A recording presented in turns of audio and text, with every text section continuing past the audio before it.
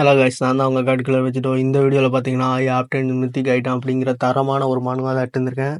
அது என்ன அப்படின்னு சொல்லிட்டு வாங்க கைஸ் வீடியோக்குள்ளே போய் பார்க்கலாம்.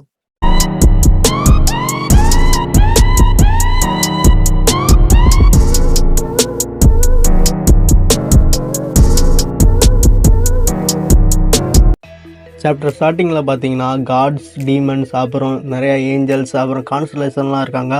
அவங்களும் அப்புறம் ஹியூமன்ஸோட அப்படியே பார்த்திங்கன்னா ஒரு பெரிய சண்டை நடந்துக்கிட்டு இருக்குது. எல்லோரும் அங்கேருந்து தப்பிச்சு போக ட்ரை பண்ணுறாங்க. அப்போ ஒரு அம்மாவும் அவங்களோட பிள்ளைய எப்படியாச்சும் காப்பாற்றிடணும்னு பார்க்குறாங்க. இப்போ அவங்க பக்கம் ஒரு அட்டாக் வருது. அந்த பிள்ளைய அப்படியே தள்ளி விட்டுட்டு அந்த அம்மாவும் அந்த அட்டாக்கில் சிக்கிக்கிறாங்க. அந்த இடிபாலில் அப்படியே மாட்டிக்கிறாங்க. அந்த பையனும் இல்லை, எப்படியாச்சும் எங்கள் அம்மாவை காப்பாற்றணும் அப்படின்னு சொல்லி கதறி அழுகுறான். அங்கே அவங்க அம்மாவும் சீக்கிரம் இங்கேருந்து போ, டீமன்ஸ் வந்துடும் அப்படின்னு சொல்ல அதுக்குள்ளே பார்த்திங்கன்னா ஒரு டீமன் சோல்ஜரும் அங்கே வந்துடுறான். அட்லீஸ்ட் நீயாச்சும் உயிரோடு இருக்கியே, உன்னை வச்சு நான் ஃபன் பண்ணுறேன் அப்படின்னு சொல்லிட்டு அந்த டீமன் சோல்ஜரும் அவங்கள வெட்ட போயிருப்பான். அப்போ பார்த்தீங்கன்னா அவன் கழுத்தில் ஒரு ஸ்வாடு வந்திருக்கும். வந்து ஒரு செகண்ட்னு அவன் தலையை துண்டாக வெட்டி போட்டிருக்கோம். அப்போ பார்த்தீங்கன்னா அந்த இடத்துக்கு ஒருத்தன் வாரான். அவன் வந்து இவங்க ரெண்டு பேர்த்தையும் காப்பாற்றிட்டு நீங்கள் இங்கேருந்து கிளம்புங்க அப்படின்னு சொல்கிறான். அவங்க அம்மாவையும் அப்படியே ஹீல் பண்ணுறான். ஹீல் பண்ணிவிட்டு நீங்கள் இங்கேருந்து கிளம்புங்க, என்னோடய காம்ரேட்ஸ் இதெல்லாம் பார்த்துக்குவாங்க அப்படின்னு சொல்ல அவங்களும் தயவு சொல்லிவிட்டு அங்கேருந்து கிளம்புறாங்க. அந்த சின்ன பையனும் அம்மா இவங்க தானே பிளாக் ரோப்ஸ் அப்படின்னு சொல்ல அவங்க அம்மாவும் ஆமான்னு சொல்லிட்டு அதுக்கப்புறம் அந்த சேவியரும் டீமன்ஸை பார்த்தா என்ன ஆரம்பிக்கலாமா அப்படின்னு சொல்கிறான். அப்போ அவங்களுக்குள்ளே பார்த்திங்கன்னா ஒரு பெரிய சண்டையே நடக்குது. நம்ம ஹீரோ அங்கே இருக்க எல்லா டீமன்ஸையும் அப்படியே ஒரு ஸ்லாஷ் போட்டு முடிச்சு விட்டுறான். அப்படியே ஃபயர் ஸ்லாஷ் போட்டு எல்லாத்தையும் அடித்து முடிச்சு எல்லா டீமன்ஸும் அப்படியே அங்கே கொண்டுறான். அதுக்கப்புறம் பார்த்திங்கன்னா கைஸ் இங்கேருந்து தான் ஸ்டோரியே ஸ்டார்ட் ஆகுது. இந்த உலகத்தில் பார்த்திங்கன்னா என்னோடய ஸ்ட்ரகிளிங் லைஃப் ஸ்டார்ட் ஆன நேரம் அங்கே ஒரே ஒருத்தன் தன்னோட முயற்சியால் ஃபேட்டில் இருந்து எஸ்கேப் ஆனான். அவனை தான் சூசன் ஒன்னு சொல்லுவாங்க. அதோட இந்த உலகத்தில் ரைடர்ஸ், டீமன் அண்ட் ட்ரெஸ்ஸரை ஆப்டென் பண்ணுவாங்க. இது ஆபத்தானதாக இருந்தாலும் மக்களை ப்ரொடெக்ட் பண்ணுறதால அவங்க எல்லாம் மக்களால் ஹீரோவாக பார்க்கப்பட்டாங்க. ஆனால் அவங்கள பொறுத்த வரைக்கும் நாங்களாம் ஒரு பராமரிக்குரிய ஆப்ஜெக்ட் மாதிரி தான். அப்படி இருந்தாலுமே மக்களை உற்சாகப்படுத்துறதுனால எங்களை பெருமையோட ரைடர்ஸ்னு சொன்னாங்க. ஆனால் உங்களுக்கு தெரியுமா எந்த நேரம் ரைடர்ஸோட ஹார்ட் பீட் ரொம்ப ஃபாஸ்ட்டாக இருக்கும்னு? ஆமாம், சரிதான், அவங்க சாகிற நேரம் தான் அது அப்படின்னு சொல்லிட்டு நான் சொல்லலை. இதை பார்த்திங்கன்னா ஹீரோ சொல்கிறான். ஆக்சுவலாக கதை வந்து ரிவர்ஸ்லேருந்து ஸ்டார்ட் ஆகுது கைஸ். அதனால் யாருமே கன்ஃபியூஸ் ஆகாதீங்க. என்னன்னா இது எங்கெங்கேயோ போய் எங்கெங்கேயோ முடியுது அப்படின்னு சொல்லிட்டு. இப்போ வந்து ஹீரோ வந்துட்டு ஃபஸ்ட்டு பார்த்துருப்பீங்களா, அது வந்து ஹீரோவோட பீக்கில் இருந்த இன்ட்ரோடக்ஷன். அது வந்து அவன் அங்கேருந்து அப்படியே ஸ்டோரி சொல்கிற மாதிரி அப்படி காட்டுறாங்க. இப்போ பார்த்தீங்கன்னா ஹீரோ வந்து ஒரு ரெஸ்டாரண்ட்டில் வந்திருப்பான். அங்கே பார்த்தீங்கன்னா அவன் ஃப்ரெண்டை போட்டு திட்டிட்டு என்ன மீட் ஷீல்டாக இருக்க சொல்கிறியா அப்படின்னு சொல்லிட்டு அவனை திட்டுறான். ஏன் அப்படி பார்த்தோன்னா ஹீரோவுக்கு ஒரு ஒர்க் இருக்கும் இல்லையா, அவனும் ஒர்க் போய் தானே ஆகணும். அதனால பார்த்தீங்கன்னா அவன் ஃப்ரெண்ட்ட ஒர்க் கட்டிருப்பான். அவனும் பார்த்தீங்கன்னா ஒரு ஒர்க் சொல்லியிருப்பான். அப்போ தான் அந்த ஃபைட் நடந்துகிட்டு இருக்குது. அது ஃபைட்டுன்னு சொல்ல முடியாது, ஒரு வாய் தகராறு நடந்துகிட்டு இருக்குது. நம்ம ஹீரோவோட ஃப்ரெண்டு பார்த்தீங்கன்னா நான் சொன்னது நீ தப்பாக புரிஞ்சுக்கிட்ட, நீ முன்னாடியே என்கிட்ட அர்ஜென்ட்டாக பணம் வேணும்னு கேட்டதால தான் நான் அவனுக்கு இந்த ஜாபை ரெடி பண்ணேன் அப்படின்னு அவனும் சொல்கிறான்.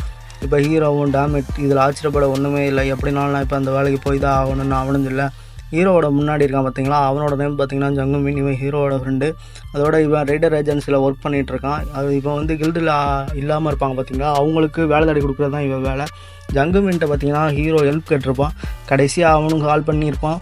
ஹீரோவும் கண்டிப்பாக நல்ல வேலை ஏதாச்சும் பிடிச்சிருப்பான் அப்படின்னு சொல்லிட்டு பார்த்தா ஜாப் நேம் என்ன கேட்டதுக்கப்புறம் பார்த்தீங்கன்னா ஹீரோவுக்கு ஒரு சரியான சாக்கு. அது என்ன பார்த்தீங்கன்னா நம்ம ஹீரோ அப்படி என்ன ஜாப்பு பார்த்தீங்கன்னா டஞ்சன் இருக்குல்ல, டஞ்சனில் நம்ம ஹீரோ சீல்டு மாதிரி இருந்து பின்னாடி வர மேட்சஸ் எல்லாம் ப்ரொடெக்ட் பண்ணணும். 100 வரும்போது அவங்கள்ட்ட இருந்து காப்பாற்றி. இப்போ ஹீரோவுக்கு புரிஞ்சிருது நம்மளே போயிட்டு ஆடு தானாக போய் தலையை விட்டு மாட்டுதுங்கிற மாதிரி வந்து மாட்டிக்கிட்டோம் அப்படின்னு சொல்லிட்டு ஹீரோன்னு நினைக்கான். நமக்கு வேறு வழியே இல்லை, நமக்கு வேறு நல்ல ஜாப்பே கிடைக்காதா ஒரு லோ ரேங்க்கு அப்படின்னு அவனும் சொல்ல. இப்போ பார்த்தீங்கன்னா ஹீரோட ஃப்ரெண்டும் உனக்கே தெரியும்ல, இப்போ தான் ஹை ரேங்க் மார்ஷியல் ஆர்டிஸ்ட்டுக்கே யாருக்கும் வேலை கிடைக்கிறதில்ல, உனக்கு இந்த வேலையை கொடுத்துருக்கேன்னா நீ என் ஃப்ரெண்டுங்கிறதுனால மட்டும்தான் அப்படின்னு அவனும் சொல்ல. ஆமாம், அதுக்குன்னு என்னை மார்ஷியல் ஆர்டிஸ்ட்னு குறைவாக இடப்படாத, என்னை அண்டர் எஸ்டிமேட் பண்ணாதன்னு அவனும் சொல்கிறான். ஹீரோவோட ஃப்ரெண்டும் இல்லை என்னை மன்னிச்சிடு, உண்மை என்னென்னா இப்போல்லாம் மேஜிக் யூசர்ஸை மட்டும்தான் அதிகமாக ரிக்வஸ்ட் கொடுக்குறாங்க. அது மட்டும் இல்லாமல் மார்ஷியல் ஆர்டிஸ்ட்டுக்கெலாம் வேலையை ஸ்லோவாக பண்ணுறது மட்டும் இல்லாமல் அவங்களுக்கு அடிபட்டுருதுன்னா அந்த ரைடே ரொம்ப மோசமாகிடுது. அதனால தான் எம்ப்ளாயிஸில் ரெக்ரூட் பண்ணும்போது ரொம்ப கேர்ஃபுல்லாக ரெக்ரூட் பண்ணுறாங்க அப்படின்னு ஹீரோவோட ஃப்ரெண்டு சொல்ல. அப்போ ஹீரோவும் மனசுக்குள்ளே ஆமாம் அது உண்மை தான், மேட்சஸோட மார்ஷியல் ஆர்டிஸ்ட்டை கம்பேர் பண்ணும்போது மேட்சஸ் வாங்க வேண்டிய ஐடி எல்லாமே இந்த மார்ஷியல் ஆர்டிஸ்ட் தான் வாங்கிக்கிறாங்க. இதனால் மேட்சஸ்க்கு அட்வான்டேஜ் அதிகமாக இருக்குது, மார்ஷியல் ஆர்டிஸ்ட்டுக்கும் அதிகமான இன்ஜுரிஸ் ஆகுது. அது மட்டும் இல்லை, இதெல்லாம் நல்லாவே தெரிஞ்சதுனால தெரியும் எனக்கு, ஒருவேளை நான் மட்டும் 10 வருஷம் முன்னாடி சரியான முடிவெடுத்து ஒரு மேஜ் ஆயிருந்தேன் அப்படின்னா நேரத்துக்கு என் வாழ்க்கையை தலையில மாதிரி இருக்கும். ஆனால் என்ன பண்ணுறது, நான் இப்போ ஒரு மார்ஷியல் ஆர்டிஸ்டாக இருக்கேனே அப்படின்னு சொல்லிட்டு ஹீரோ மனசுக்குள்ளேயே புலம்பிக்கிட்டு இருக்கான். சரியாக 11 வருஷம் முன்னாடி ஹை ஸ்கூலில் 3வது வருஷம் நான் ஆப்டிடியூட் எவாலுவேஷனில் நல்ல ரிசல்ட் வச்சுருந்தேன். அப்போ தான் மைல்ஸ் அகாடமிக்குள்ளே என்ட்ரானேன். அதுதான் ஒரு ரைடருக்கான நல்ல அகாடமியாக இருந்துச்சு. அந்த நேரத்தில் ஆப்டிடியூட் ரிசல்ட்டு 97% மேஜில் எனக்கு இருந்துச்சு. ஆனால் இருந்தாலும் கூட டாப் மேஜஸில் ஒருத்தியான சிஓஇன்னா கூட வெறும் 92% தான் ரிசல்ட் வச்சுருந்தா. என்னோடய ரிசல்ட்டை அப்போ நம்ப முடியாத ஒன்றா இருந்துச்சு. அதே சமயம் என்னோடய மார்ஷியல் ஆர்டிஸ்ட் ஆப்டிடியூட் டெஸ்ட் வெறும் 37% தான் மார்க்காக இருந்துச்சு. நானும் கடைசியில் மார்ஷியல் ஆர்டிஸ்ட் கிளாஸ் தான் சூஸ் பண்ணேன். அது ஏன் அப்படின்னா மக்கள் எல்லாருமே மேஜஸை பெருசாகவே விரும்பலை. நானும் கிரேட்டாக இருக்கணும்னு நினச்சேன். அதனால் மார்ஷியல் ஆர்டிஸ்ட் கிளாஸை சூஸ் பண்ணேன். அதே சமயம் மேஜஸ் எல்லாருமே அப்போ வெறும் பஃபர்ஸாக தான் பார்த்தாங்க. அவங்களால ஒரு மார்ஷியல் ஆர்டிஸ்ட் ரைடர் இல்லாமல் ஒரு லோ ரேங்க் மான்ஸ்டரை கூட அவங்களால டிஃபீட் பண்ண முடியாது. அது மட்டும் இல்லை, அவங்களால தனியாகவும் சண்டை போட்டு எந்த மான்ஸ்டரையும் டிஃபீட் பண்ணவும் முடியாது, சண்டையும் போட முடியாது. இதனால தான் நான் இப்போ மேஜஸை சூஸ் பண்ணவே இல்லை. நான் மட்டும் அன்றைக்கி சரியாக மேஜஸை சூஸ் பண்ணியிருந்தேன்னா நேரத்துக்கு என் வாழ்க்கையே வேறு மாறி இருக்கும். என் கதையை டோட்டலாக வேறு. அது மட்டும் இல்லை, சாதாரண ரைடர்ஸ் க்ரோத் எல்லாமே வெறும் ஸ்டேஜ் 20லே ஸ்டாப் ஆயிரும். இப்போ வருத்தப்பட்டு என்ன பிரயோஜனம்? அப்போ நான் நல்ல முடிவு எடுத்துக்கலாம் அப்படின்னு சொல்லிட்டு ஹீரோவும் மனசுக்குள்ளே யோசிக்க, ஹீரோவோட ஃப்ரெண்டும் உனக்கு இந்த மாதிரி வாய்ப்பு எப்போவுமே ஈஸியாக கிடைக்காது. நீ வேண்டாம்னா சொல்லு, நான் வேணால் வேறு யாருக்காச்சும் இந்த வாய்ப்பை கொடுத்துட்டேன். ஆனால் உனக்கு இந்த ஃபஸ்ட்டு ஆஃபர் பண்ணதுக்கு காரணமே நீ என் ஃப்ரெண்டுங்கிறதுனால மட்டும்தான் அப்படின்னு சொல்லிட்டு அவன் ஃப்ரெண்டும் சொல்ல, நம்ம ஹீரோவும் மனசுக்குள்ளே என்னோடய திறமை மறைய ஆரம்பிச்சிருச்சு. அப்போ ஒன் டைம் என்னை பார்த்தா கூட எல்லாரும் பொறாமப்படுவாங்க. ஆனால் இப்போ என்னதான் இருந்தாலும் நான் ஒரு ரேங்க் மார்ஷியல் ஆர்டிஸ்ட் ரைடர் தானே. என்னோடய ப்ரெசண்ட்டை விட பாஸ்ட்டில் நான் ரொம்ப நல்லா இருந்தேன். ஆனால் என்னோடய ப்ரெசண்ட் இப்போ ரொம்ப மோசமாக இருக்குது அப்படின்னு சொல்லிட்டு ஹீரோவும் அந்த ஆஃபருக்கு ஒத்துக்கிறான். ஹீரோவோட ஃப்ரெண்டும் சரி நான் பார்த்துக்கிறேன் அப்படின்னு சொல்ல, ஹீரோவும் எனக்கு ஆல்ரெடி தெரியும், எனக்கு வேறு வழியே இல்லை, எனக்கு வேறு வாய்ப்பும் இல்லை. இந்த இண்டஸ்ட்ரியில் நான் சர்வைவ் ஆகணும் அப்படின்னா நான் எப்படினாலும் இந்த சேஃப் இல்லாத ஜாப்பை சூஸ் பண்ணி தான் ஆகணும் அப்படின்னு சொல்லி அவனும் அப்படின்னு நினைக்கிறான்.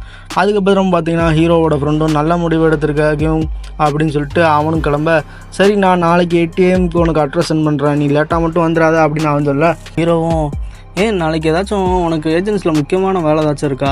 சரி பிஸியாக இருப்பேனா அப்படின்னா கவலைப்படாமல் போய் உன் ஒர்க்கை போய் பாரு, மற்றதை நான் பார்த்துக்கிறேன் அப்படின்னு ஹீரோவும் சொல்ல, ஹீரோவோட ஃப்ரெண்டும் இல்லை எனக்கு நாளைக்கு ஒரு முக்கியமான வேலை இருக்குதான், சரி விடு நாளைக்கு அவனை பார்க்க வரேன் அப்படின்னு சொல்லிட்டு அவனும் அங்கேருந்து கிளம்ப, மறுநாள் ஹீரோவும் டஞ்சன் பக்கத்தில் அவன் சொன்ன அட்ரஸுக்கு வந்திருப்பான். வந்துட்டு அவன் ஃப்ரெண்டுக்கு ஃபோன் பண்ணுறான். ஆனால் ஃபோனை அவன் எடுக்கலை. இந்த நாய் தானே இங்கே வர சொன்னான், ஆனால் அப்போ ஏன் அவன் ஃபோன் எடுக்கல அப்படின்னு சொல்லிட்டு ஹீரோ வந்து திட்டிக்கிட்டு இருக்கான். அப்போ பார்த்தீங்கன்னா அவன் மனசுக்குள்ளே ஒன்று தோணுது, என்னடா அப்படின்னு பார்த்தீங்கன்னா நான் வந்து ஒரு ரேங்க் மார்ஷியல் ஆர்ட்ஸ் ரைடர் தான். ஆனால் இந்த தங்கூமின்னு பார்த்தா ரேங்க் மேட்ச். அது மட்டும் இல்லை, அவன் இப்போ தான் ஏஜென்சியில் ஒர்க் பண்ணுறான்னு தெரியும். ஆனால் இருந்தாலும் அவன் இப்போ தான் இந்த கில்லில் ஜாயின் பண்ணான். ஆனால் ஏன் அவனை மாதிரி ஒரு திறமையான ஆள் இந்த ரைடர் ஏஜென்சியில் ஒர்க் பண்ணணும்? அவன் நினச்சா எந்த கில்லில் வேணாலும் ஜாயின் பண்ணலாம். ஆனால் போய் ஏஜென்சியில் போய் ஏன் டைம் வேஸ்ட் பண்ணிக்கிட்டு இருக்கான்? நான் மட்டும் அவன் இடத்துல இருந்தால் இந்த நல்ல பெட்டரான ஒரு இடத்துல இருந்திருப்பேன் அப்படின்னு ஹீரோ அப்படியே அவங்க அப்பாவை பற்றி நினச்சி பார்க்குறான். அவங்க அப்பா திட்டினதெல்லாம் அப்படியே பற்றி நினச்சி பார்க்க, அப்போ பார்த்தீங்கன்னா ஓய் ஜக்யூன் அப்படின்னு சொல்லிட்டு ஒரு சத்தம் கேட்கு. யாருடா அப்படின்னு பார்த்தா ஹீரோவோட ஒரு ஓல்டு மேன் ஃப்ரெண்ட் அங்கே வந்திருப்பாரு. ஏய் நம்ம மறுபடியும் சந்திச்சிட்டோம்ப்பா அப்படின்னு சொல்லிட்டு அவரும் சொல்கிறாரு. ஹீரோவும் மீங்கோஹிங் நீயும் இங்கே வந்திருக்கியா அப்படின்னு ஹீரோ கேட்க, எனக்கு ரீசெண்டாக எந்த வேலையும் இல்லை அப்படின்னு அவரும் சொல்ல, இது டேஞ்சரஸாக இருந்தாலும் துட்டு கிடைக்கல அப்படின்னு அவர் சொல்கிறாரு. ஆமாம் அப்படின்னு ஹீரோவும் சொல்ல, அப்போ அந்த ஃப்ரெண்டும் இப்போலாம் மார்ஷியல் ஆர்டிஸ்ட் எந்தளவுக்கு கூலாக இருக்குன்னு சொல்லிட்டு இப்போ இருக்க குழந்தைங்களுக்கு யாருக்குமே தெரியுதில்லப்பா, ஃபயர்பால் எந்தளவுக்கு கூலாக இருக்குன்னு நீ நினைக்கிற அப்படின்னு ஹீரோவை பார்த்து அவர் கேட்க, அவனும் கூலாகுது காலாகுது, திங்க சோறு இல்லை, இதில் கூழு காலுன்னு வேறு பேசிக்கிட்டு இருக்கான் அப்படின்னு சொல்லிட்டு ஹீரோ அப்படியே மனசுக்குள்ளே கடுப்பாகிறான்.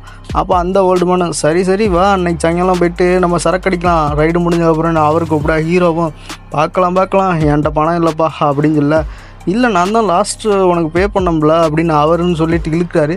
சரி போனால் போது இந்த ஒரு தடவை நானும் உனக்கு பே பண்ணுறேன் அப்படின்னு சொல்லிட்டு அவர் சொல்ல, இந்த பக்கம் ஹீரோவும் சாரி நான் எப்போவும் உங்களை சார்ந்தே இருக்க வேண்டியதாக இருக்குது அப்படின்னு சொல்லிட்டு ஹீரோ மனசுக்குள்ளேயும் என்ன விவரமான ஆளாக இருக்கே பெருசு அப்படின்னு சொல்லிட்டு யோசிக்கிறான். அதுக்கப்புறம் டஞ்சன் ரைடர்ஸ் எல்லாம் அசம்பிள் ஆகுங்க அப்படின்னு சொல்கிறாங்க. 30 மினிட்ஸில் இன்னும் ரைடு ஸ்டார்ட் ஆகிரும் அப்படின்னு சொல்ல, இந்த ஓல்டு மேனும் நான் போய் ரெடி ஆகுறேன் நீயும் போய் ரெடி ஆகு அப்படின்னு சொல்கிறாரு. அதோட பார்த்திங்கன்னா இந்த சாப்டர் முடியோடது கைஸ். இந்த சாப்டர் வந்து பார்த்திங்கன்னா கொஞ்சம் ஸ்லோவாக தான் கைஸ் இருக்கும். இன்னும் ஒரு 2-3 சாப்டர் கொஞ்சம் அப்படி தான் இருக்கும். ஆனால் ஆக்சுவலாக பார்த்திங்கன்னா இவன் வந்து ஒரு லோ ரேங்கராக இருந்து அப்படின்னு இறந்து போய் ஒரு மாஸ்டர் மைண்ட் ஆகி இந்த உலகத்துலேயே ரொம்ப ஸ்ட்ராங்கஸ்டாக இருப்பான். ஃபஸ்ட்டு நம்ம ஸ்டார்ட் பண்ணும்போது பார்த்திங்களா அவன் வந்து நம்ம ஹீரோ தான், அந்த மாதிரி தான் ஸ்ட்ராங்கஸ்ட் ஆகிடுவான். அது எப்படி நடந்துச்சு அப்படின்னு அவன் ரிவர்ஸ்லேருந்து ஸ்டோரி சொல்கிறான். அதனால் யாரும் கன்ஃபியூஸ் ஆகாதீங்க. அவ்வளோதான் கைஸ், இதோட இந்த சாப்டர் முடியுது. இந்த வீடியோ பிடிச்சிருந்தா மறக்காமல் நம்ம சேனலுக்கு ஒரு லைக்கை போட்டு அப்படியே நம்ம சேனலை சப்ஸ்கிரைப் பண்ணி வச்சுக்கோங்க. நான் உங்களை அடுத்த வீடியோவில் சந்திக்கிறேன். Tata bye guys.